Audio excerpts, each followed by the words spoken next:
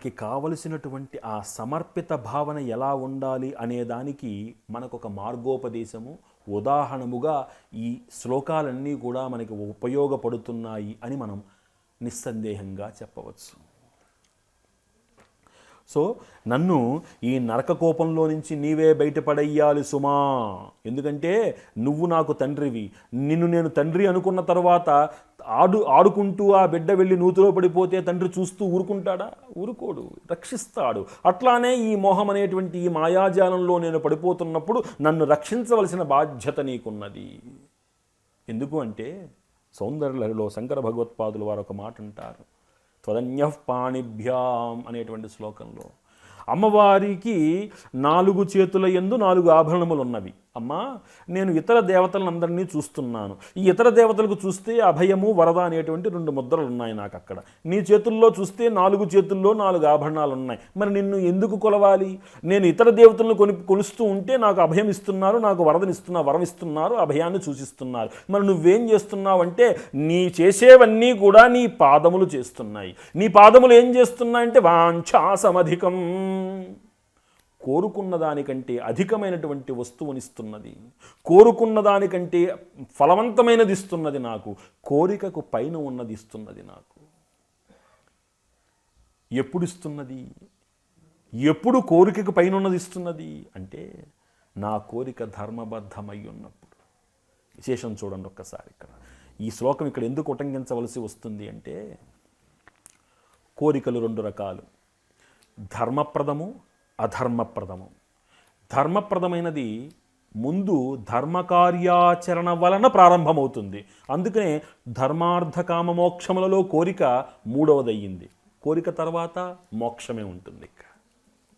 మరి అధర్మప్రదమైనది ముందు కోరిక పుడుతున్నది, అది ఎటు వెళుతున్నది? కామక్రోధ లోభమోహ మదమాత్సర్యాలకు వెళుతున్నది. కోరుకున్న దానికంటే అధికముగా ఇవ్వడములో ఆంతర్యము క్రోధాద్భవతి సమ్మోహ, సమ్మోహాత్ స్మృతి విభ్రమ, స్మృతి భ్రంశాత్ బుద్ధినాశ, బుద్ధినాశాత్ ప్రణశ్యతి అని గీతాచార్యులు చెప్పినట్టు క్రోధము కనుక అధర్మయుక్తమైతే, ఆ కామము అధర్మప్రదమైతే క్రోధమునకు దారి తీస్తుంది. ఆ కామము కనుక ధర్మప్రదమైతే అది కర్మలో నుంచి పుడుతుంది, అది మోక్షమునకు దారి తీస్తుంది, పరమేశ్వరుడికి దగ్గర చేస్తుంది. ఇక్కడ కోరిక ఏమిటి ఇంది అంటే నీలో లీనమవ్వాలనేటువంటి కోరిక. కాబట్టి అమ్మవారి అనుగ్రహం ఎలా వారిని సంతసిస్తుంది అంటే అమ్మవారి పాదములను ఆశ్రయించినటువంటి దాసులకి వాంఛాసమధికమనేటువంటి వరాన్ని ఇస్తోంది అమ్మవారు అని చెప్పడం జరుగుతోంది.